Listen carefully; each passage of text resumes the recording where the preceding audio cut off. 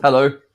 We've been doing quite a few of these now, and I just thought that, like, before we jump into the path of technique today on this session of the archetypes, which we've been doing now with the idea of helping people to redesign their life with archetypes. You being a therapist, me being into communication, we're coming at it with two different perspectives. And what I think today it could be nice to start the path of technique, which is a very common path that people actually study in colleges and even sometimes at university. But the practical, the skills aspect, the technique is something that often is undervalued, but very, very important from a psychological perspective. And just before we went live, we were just having a quick check-in already on some things that you've been doing recently. Maybe you'd like to share what you've been doing for your own path of technique as a sort of aperitif of our conversation today.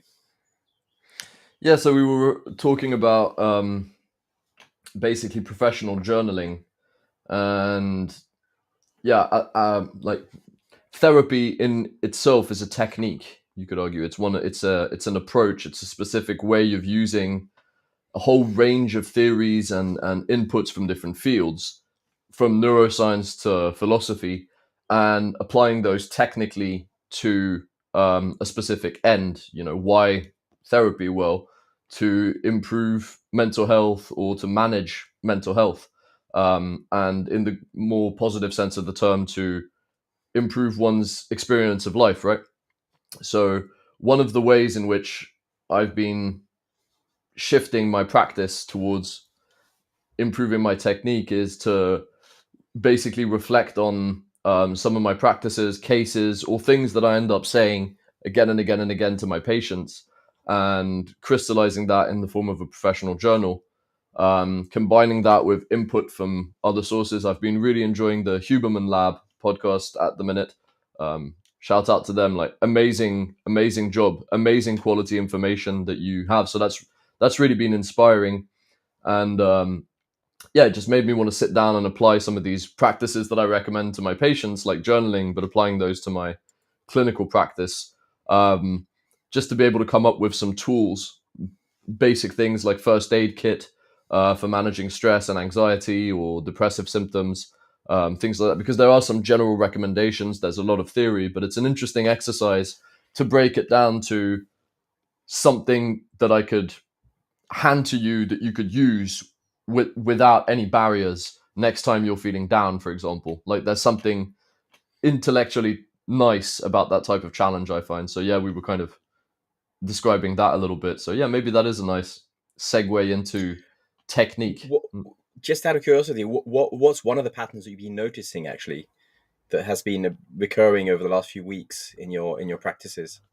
Uh, there's a lot of pain that comes from relationships and specific types of misunderstanding and different ways of thinking about sexuality, for example, like the meaning given to um, sexual appetite, the value given, the judgment given to sexuality, the love languages, and the way in which physical touch is often confused with sex.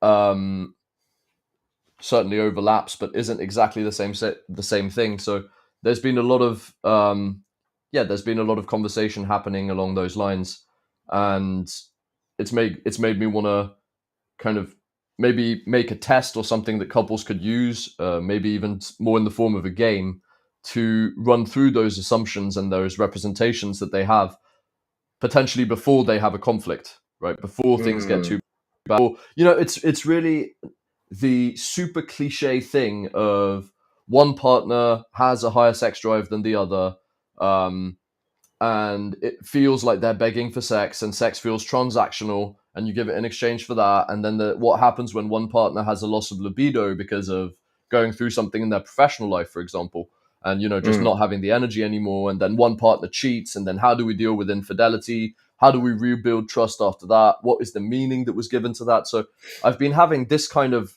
archetypal, stereotypical situation come back to me in the form of, I've had men in their 50s and 60s who have been in relationships, had kids, cheated on their partners, deal with the fallout, and now they're entering like the second phases of their relationship lives, other long-term relationships, and the same questions are presenting themselves again. At the same time, I have like this one patient, a young woman in her late 20s, who's been cheated on, for a significant period of time, and then broke up and is Mm. dealing with the fallout of that and is in the middle of processing that. In couples therapy, I have couples who are in that situation at different stages. So it really makes you want to think, how can we solve this a bit more at the systemic level? Because if it's showing up again and again in all these different individual situations, there has to be something potentially wrong, or at least not talked about enough in some of these basic underlying assumptions around relationships, and around the communication and the tools to actually communicate, have those tricky conversations before shit hits the fan. So yeah, I think it's kind of obvious, but yeah, that's really one of those big themes, Mm. that's outside of psychopathology, right? That's not anxiety, depression, um, eating disorders, or something like that. Mm. Reminds me, actually, a couple of months ago, I was talking to the founders of the Couply app, who've been doing a lot of great work on that, and we were talking about, obviously love languages, but all the tools and tests they use in there be worth looking at as well, because you probably have some of your patients that would benefit from those, because it's a really nice. They've actually just launched an AI version, with a really interesting set of tests around how it helps for just like, how do I use love languages and use that technique to actually shift and test new ways of talking to my partner. So technique today is the topic, and we're looking at the path of technique with the first archetype, second archetype, third archetype. Like usual, there's always three layers. The first archetype is the one that is more self-focused, inner, the yin one. The second one is the yang focus, the outer focus, and then the third one is the balance of the two first ones. And then the end is the sort of, how do you practice on that path. And the idea of doing these archetypes, as usual, is that we're doing this so that people who want to reinvent their lives, rethink their lives, not just looking at hobbies or work-life balance, but breaking out of those traditional boxes and thinking really creatively about, how do I want to live my life, what do I want to experience in life, and how might I combine these different archetypes with a how might we question, which would allow me to think of perhaps completely new ways of living, working, hobbies, life balance. And so today the path of technique is one of those almost invisible ones, because it's built into our professional lives quite often. And the apprentice, the first archetype, the apprentice, is focused on the word underneath here is the focus of skills, like learning that the actual, like you could call those skills the sort of, like you said earlier, what can you do that you don't ever forget, like riding a bicycle, turning a screwdriver, but also more widely other skills like your therapy skills, of conversational skills. So the apprentice archetype is obviously, it's quite clearly the first on the staircase climbing up. But in that moment of practicing, there's a necessary humbleness that often people forget when they have their first moment of, oh, I'm really good at this, and they forget that actually there's so much more to learn. And then you get this moment of, yes, now I actually know how little I know, and I have to practice so much. And it just reminded me of, in France, this compagnon du bâtiment, because I used to work in the building industry, and I was trained in some very generalist practice of, electrics, plumbing, building. But then, there's those hardcore artisans who are learning by going around the whole of France to learn the ancient traditions, region by region, and they really go deep into it. And they see themselves as lifelong apprentices. They never stop learning, lifelong learning. So in that respect, on this archetype, the apprentice, which is pretty easy to think about and it's quite commonly understood, what from your perspective would be a good self-reflection question, perhaps, Jonas, from a psychology practice perspective, like somebody who's looking at, embodying the archetype of the apprentice, what would be a good reflection topic or question that you would recommend us put on the table here? I'd be tempted to reference Simon Sinek and say, start with why. Why do you want to learn this technique? Because any kind of growth is going to require some kind of effort, and learning a new technique, even if you're highly motivated, is not always fun. There's elements of Mm, struggle. So if you're going to push through a certain amount of discomfort, especially in the beginning, before you get good at whatever you're doing, you're not going to feel like it's very rewarding. So why are you choosing to do this? Are you doing it, for some kind of external thing? I want to learn how to play the guitar to pick up more chicks, or do you want to learn to play the guitar because you love music, you love the guitar, you really just want to be able to play in that way, and the technique will be its own reward.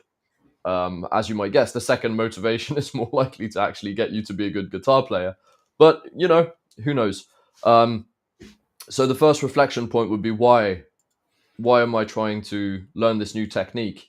And then more than maybe a reflection question, but just a recommendation, which is to really, as you said, be humble, but accept the struggle. It's a normal sign of the process that it's not easy. And Yeah. even if it doesn't come to you naturally, that doesn't mean that it's not a good idea to pursue it. It can be a very good idea to do something that you're not naturally good at.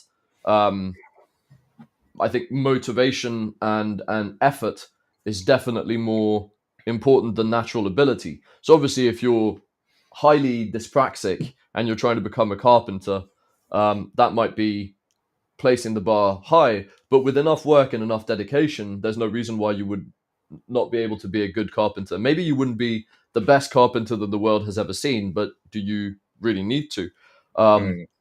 But yeah, I think there's really something about giving a positive meaning to the struggle and to not being good, and to accept that you're not supposed to know, you're going to suck. The first songs you write are going to be terrible. The first song that you compose is probably not going to be that good. But there is no way to fast track the process entirely. You have to go through those phases in order to learn and to realize what you don't know and to start to know. If we take music, for example, and music production, in the beginning, you might have inspiration, you might have a basic sense of rhythm, and you might be able to come up with something that's decent on your computer with a music making program, but you're necessarily not going to know some of the good practices and some of the theory behind it. Like, what exactly is an equalizer? What exactly does compression do? How does what it does translate to how it sounds? And when do you know why to use which compressor? And if you haven't used it wrong and noticed something and be like, wait, what's wrong with the vocals on that? Why is this not coming through? Why is that too loud? Why is this? You can never really get good, and you can never really understand why you're doing what you're doing, and you can never really have control over the whole experience. It's kind of, some of it's a bit random, some of it is chance, and it's definitely not rewarding in the beginning. So having that humility and learning also to deliberately ask yourself, what do I not know? What can I actually break this problem into? How can I break it down into chunks that I can learn? Who can I get this information from? Because you don't have to reinvent the wheel. There's a lot of great stuff, great techniques broken down for you out there, be it journaling, cooking, music production, singing. You can pretty much get everything for free online if you're patient enough to find good sources.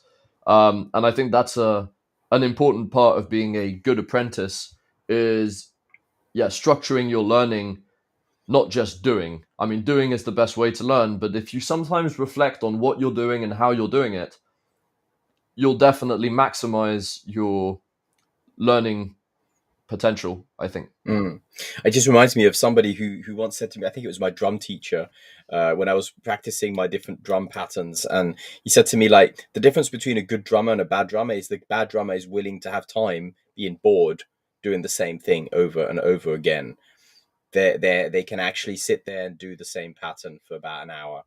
Or dance, it applies as well. So apprentice, the why, the boredom, the humbleness of actually keeping the practice going and keeping those skills into muscle memory over time. That's quite clear. I think maybe we look at the artisan. So if we look at the three archetypes, the first one is the sort of, I'm focusing on myself and learning and taking in.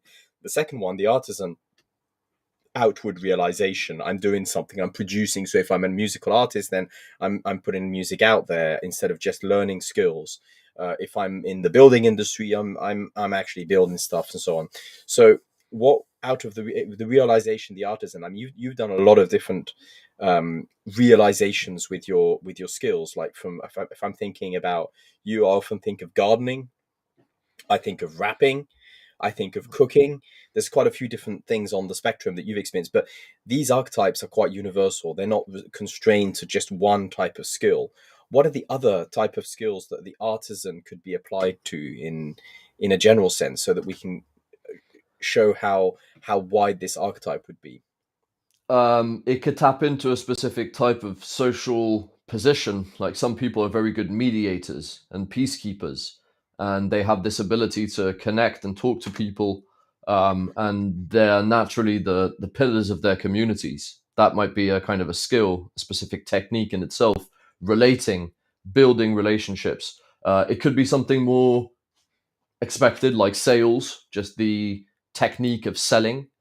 Um, it could be technical in the specific way that you are um, driving, like that, just using your vehicles. Like, I mean, it's.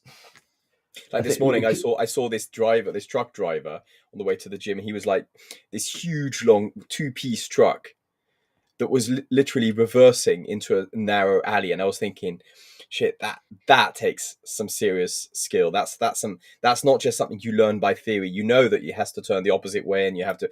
But he was just maneuvering the double truck into yeah, the alley. Also, if you think back to the computer world, like any form of dev work, development work, coding, there's definitely some artisanship in there when learning the different coding languages and juggling with them and choosing the right one to be able to develop something in the best and yeah. most reliable way. There's so many different ways that artisan can manifest, right? And there's an interesting thing. I think the difference between just an engineer and an artisan is this notion that there's a form of beauty and there's something unique. It's also about the person who's done it. It's not just about the thing being done well. Um, in that sense, there's an intersection between the personal vision, the creativity, and what the person brings to the table. Let's imagine a chef. They cook with their own taste as a starting point, their own curiosity, generally their own identity, their own backgrounds, their own travels, and specific techniques that exist from in the outside world. And it's the beautiful intersection between these good practices, good techniques, and universal hows, but to translate this individual why and to make it unique but delicious in the best case scenario. And there's maybe a benefit to being a bit more mindful about the things that we could turn into something that's more artisanal than just technical. I Mm-hmm. think if you're, and that's a good way to fight boredom, by the way, when let's imagine you're having to work on a PowerPoint for work or something relatively boring. You can ask yourself, how can I make this more personal? How can I make this more beautiful? And you do that wonderfully, actually, in the sense that I've seen you mind map, I've seen you organize your tools and the boring sides of work in a way that was visually pleasing. So you made it look nice as a way to motivate yourself to actually do it and then use it, which is a beautiful way of, I think, being a artisan. In that case, it would have been like HR as art in a way. And some would say that it gets almost excessive when you start reorganizing for the sake of the visual appeal. But thank you for saying that. It's good on a Monday to have that realization. Implies obviously that it's not just thinking in theory and planning like engineers might do, but there's an element of, okay, well, in practice it's one thing to design a kitchen. I just remember when I used to fit kitchens, I remember the people who were selling the kitchens, they would sort of have these 3D softwares, and they were very proud of it, and they would have all these wonderful, like, okay, you can put this in here and this, and then you'd measure it, and then you'd realize that there's no single wall that is absolutely 90-degree angles, there's no verticals, and so all those 3D plans fall apart when you hit reality. And so I think the artisan's job also in the archetype level is dealing with the reality versus what we plan and theorize. And I think that's a beautiful archetype in everyday life, to actually practice thinking like, okay, well, what's the skill I need? For example, in what order? I remember in the kitchen, it's one thing to think that I put the base the middle, and then the top level? And then in which order do you fit? Do you go from left to right, right to left, and why? Because actually, then when you put from the left to right, you'll realize that you end up with the last cut on the wall. That kind of thing is absolutely lost to the engineer or to the architect who's planning on the 3D software, who's just putting blocks together. But that level of, I would call it maybe practical intelligence, is of the artisan. So artisans, I think of them often as people who have a high degree of practical and trained practical intelligence, not just analytical or theoretical intelligence, which is what is celebrated and rewarded financially today mostly. So maybe in that sense, the artisan as an archetype is somebody who's trained that intelligence. And what's the downside of that? What would be a reflection question that could help us sort of enter that archetype in a balanced, psychologically safe kind of way, Mr. Therapist Jonas? Well, I think making sure that you're still applying the apprentice mindset, as you said, reminding yourself that there are even better ways to do what you're already doing. Because you might get complacent when you've been doing something for 15 years. You might get this sense that you know how it's done, like you don't have anything left to learn, and that can be a shame, and can even be detrimental to like your overall like performance if that's something that matters.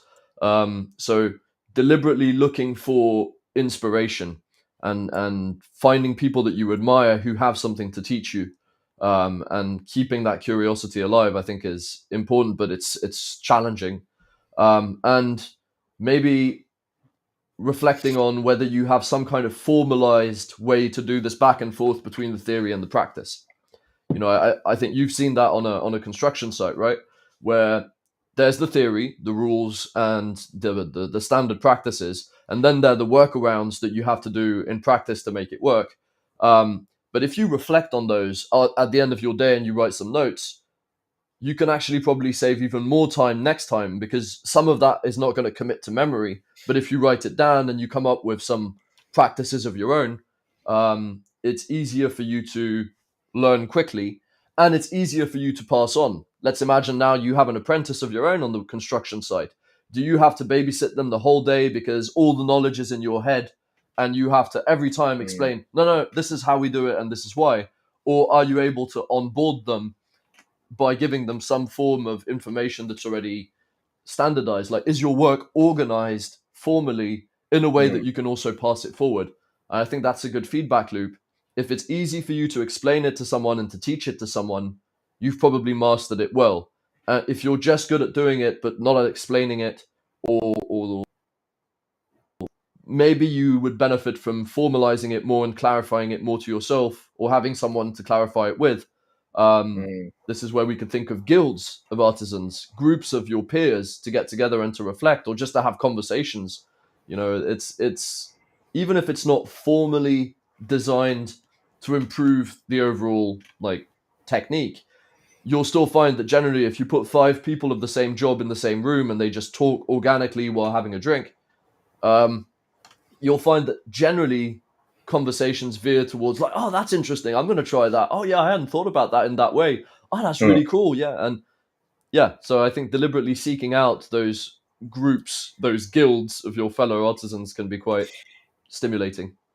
I think it was about 3 years ago you mentioned this to me, this idea of, in therapy, therapists get together and do this format of conversation called the intervision, as opposed to supervising, which is implying that there's an above to below. It's like an equal to equal conversation where there's interaction, exchange, and co-learning from each other about best practices on difficult cases.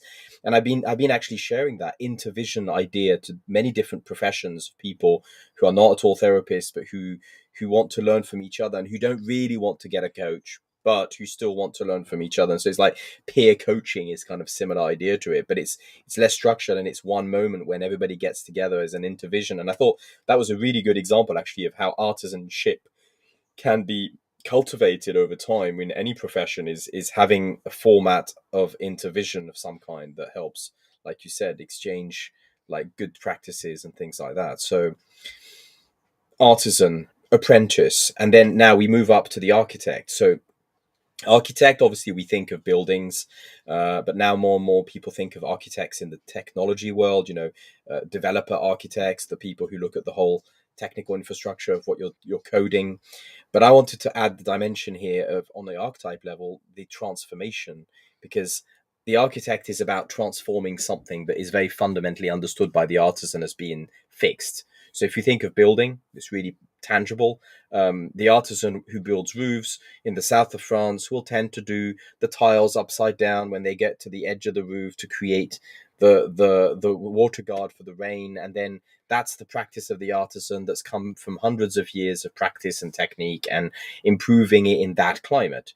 The architect's role, on the other hand, is to break free from that, is to transform the practices and make them evolve. So obviously there's a tension often between the artisan and the architect. The artisan are trying to keep to the traditions of what they know works, and the architects are pushing the boundaries of what might be.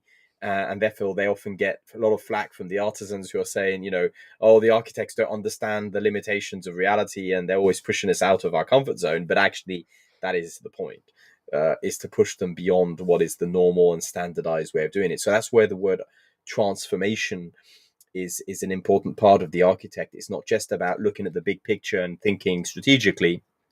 It's also about thinking of how to transform the technique over time. So, what are the other levels of architecture or archetype that we could put on the table here for somebody who's looking to reinvent their life with these archetypes, Jonas? Other types.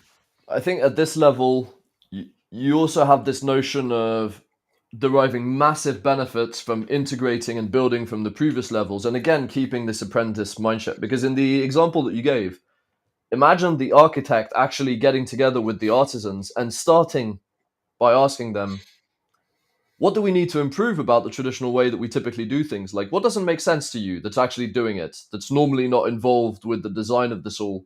Why would Mm, you why would you think that it would be better to do it in that way rather than that way? How do you have fun? What is it that you enjoy the most? If you had, like, I could ask you this, Estève, having worked like fitting kitchens, what would your ideal kitchen be to fix for yourself, and why would you choose that out of all the things, like the options, the materials, like, because you've installed like luxury kitchens and you've installed student kitchens, like, why would you choose what you choose, and I would be super interested to hear what you would have to say, rather than just asking the architect straight away, give me the best kitchen. So mm, I think mm, mm. deliberately cultivating that back and forth between these different levels and between theory and practice, I think will be very interesting. And a reflection question for this level is, again, why? Why am I designing this house? Why is this house going to be used? Am I designing it for a visual aesthetic, or am I designing it for functionality? And I think any good architect doesn't just make something that's beautiful. They would make something that's super super pleasant to use and to experience, that happens to also match the taste of whoever has paid for it, hopefully.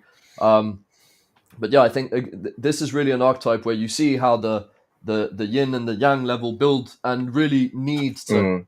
constantly interact at the highest level to come up with the most beautifully creative pieces of technical art in whatever field we're talking about.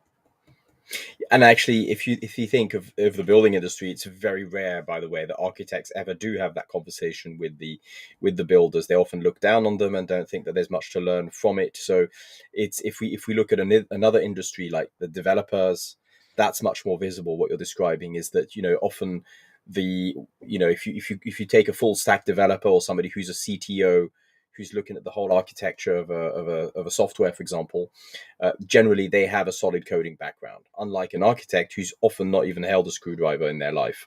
So it's quite different per industry. But if we think of the archetype, the architect itself, as you rightly pointed out, is not looking only at combining the first two, but also looking at what you do, what are you transforming, what should we keep, and what should we transform. Where's the balance between the two? And in your own life, if you're going to be embodying the architect in the path of technique, it could be that you take that architect philosophy into a very different field that's traditionally not called architect, and you rename yourself. Like I was talking to somebody in the music industry the other day who's the founder of a voice over company, and I was talking about their work, and I said that you guys are doing sound architecture. You're not doing just sound artisanship with really great sound engineering, because they really push their engineering, their sound engineering and sonic branding, they call it, really to the high level. But I saw them as architects, and he was like, yeah, actually we are sound architect. And suddenly it unlocked something around how they're looking at their job in the voiceover industry. So architect can be literally applied to any place where there's a skill involved, even if it's not building or coding or anything more traditionally associated with technique. So what would be a downside of the architect? I'm starting to think of, ego and some disconnected architects from reality as well. But like, what do you see as being one of the dark sides or psychological pitfalls of the architect archetype? Well, let's imagine that I fancy myself an architect in my field. Let's imagine that I decided I want to become an architect in the technique of psychotherapy, and I want to shape psychotherapy so that there's a before and an after Jonas in the world of clinical psychology. Well, who the hell am I to decide that I have a right to shape my ecosystem and to influence people and like to run my mouth about this topic? And how is what I'm going to be putting out there potentially going to be used in a way that's going to go completely sideways? Let's imagine I come up with this beautiful toolkit of how to fix relationships, and some smart ass comes along and retro engineers that to be a beautiful manipulation toolkit of how to, you know, perform pickup artistry in the most dishonest way. Yeah, there's always the risk of your work escaping you, you know, the creature escaping the creator. Mm, And the question of the legitimacy and the quality of what you're putting out there. How do I know that what I have has value and is not dangerous? Not only does it have value, but it's not dangerous. um, and how can I have some fail safes, some people to keep my ego in check? How can I surround myself with people that are going to tell me what I don't want to hear, and that are going to tell me, like, no, Jonas, sit down, put the journal down, stop podcasting, and just go back to the field. Just go back to mm. do some clinical cases, and then you'll have something to talk about. You know, you need to have people that and are also able to be real with you and genuinely say what has value and recognize that, which is a very important thing to do, and a practice that we don't see often enough, actually. Positive praise, you know, just highlighting the value that we see in other people and in their work, um, for no other purpose than just to express that. That's actually quite rare. But yeah, I Mm. think that that's really where you need a good team around you to make sure that you don't get sucked into the pitfalls of ego in that respect. I'm thinking of so many cases where that's happened in the edtech field in Finland here, where people who like to be architects of pedagogy and think that they've cracked education because they get good ratings in Finland, but and want to replicate that in other parts of the world where the cultures are completely different, the value base is completely different, and they're sort of surprised that when their innovation hits Asian markets or African markets or Latin American markets, it doesn't quite work the way they had planned it with their few million people that they tested it with. When they start confronting that to billions of people, it suddenly breaks down because it is very culturally, environmentally specific what they developed, and that blindsided them to, and so they saw themselves architects of the global education shifts when in fact they're looking at it from a very local and in very specific context. So there's plenty of cases that demonstrate what you just said. Yeah. So great point here. So the alchemy, I think, is the word I wanted to just end with at the top here. There's the creative and technical arts. The word alchemy is obviously associated with a lot of older concepts, and the idea of transmuting lead into gold and all that. But I think here the word alchemy denotes that we're talking about transformation of something that is fundamentally difficult and challenging, because anybody who's looked at skills, whether it's musical skills, building, cooking, has struggled if they really honestly look at it. And transforming that lead, that heaviness, into something beautiful with practice. That you get this amazing food, amazing songs, amazing buildings, and all that. So I wanted to leave this path with the idea of the alchemy that is behind it. So the practice, the sacred practice, one could say, the thing that helps one move along the path of technique is the alchemy, the creativity, that is about taking the tension between two different things that are problematic. For example, I have a lack of resources, lack of time, lack of tools. That tension is something to play with rather than, you know, get annoyed about and see as a problem. It actually becomes the very art, is juggling with that tension between the lack of resources, lack of tools, lack of time, and so on. So the alchemy is that creative act of transforming something that is on the surface really challenging, and in practice becomes amazing when you see the outputs of that technical alchemy come into life. So what would be a last thinking or piece of advice that you'd want to put on the table for this particular path, the path of technique, Jonas?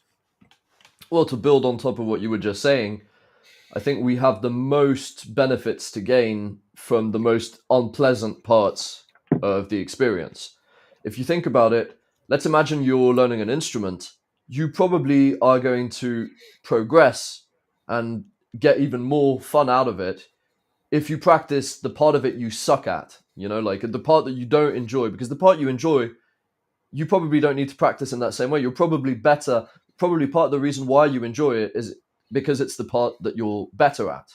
Let's imagine, so a guitar player, like maybe your rhythm is on point, but your placement, you don't deliberately work on that, and you're missing out. It's forcing you to kind of platter at a certain level What about because you in haven't rap? unlocked something.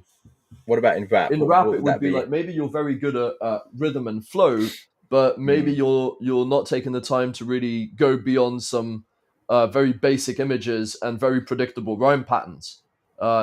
Maybe you're being complacent in the type of instrumental that you use, and you're only sticking to a certain style or a certain BPM, and because you're good at that, but maybe you would really benefit from learning how to slow it down or speed it up, even if it's just sometimes for the sake of it. Mm. But to embrace that specific discomfort, I'm tempted to reference David Goggins here, who's really highlighted the benefit of the stick versus the carrot approach. All stick, embrace the suck. It's because it's hard, you're going to do it. There's so obviously it's quite an extreme way that he's embodied it, and the image and the military macho side might scare some people off from the actual very valid point that he's making, which is there's dangers to comfort, and there's massive benefits from discomfort. But up to you to choose how much discomfort or pain you're trying to embrace, because not everyone wants to go through Hell Week with a broken leg. That's like Hell Week is the final training of the Navy SEALs, the final week of training. It's called like that because it's a very pleasant experience, as you might imagine, and he went through it with a broken leg and finished. But we don't all have to become a Goggins to become better at what we're doing. But I Mm. think most of us benefit from embracing the discomfort and not avoiding it systematically, but sometimes confronting it and choosing to make ourselves uncomfortable in a small, regular, consistent way in order to really progress and to also have more fun at the end of the day. Um, but I think that's the case for most life experiences as well. The unpleasant stuff that happens to us has the potential to teach us the most. And in a way, like what what better form of alchemy than taking the lead of existence and finding little nuggets of gold in that? I think that's the whole idea, metaphorically. So yeah, choose it, to break this down into reflection questions. What is uncomfortable about my journey on this path? Why is it uncomfortable? What about it is creating this discomfort?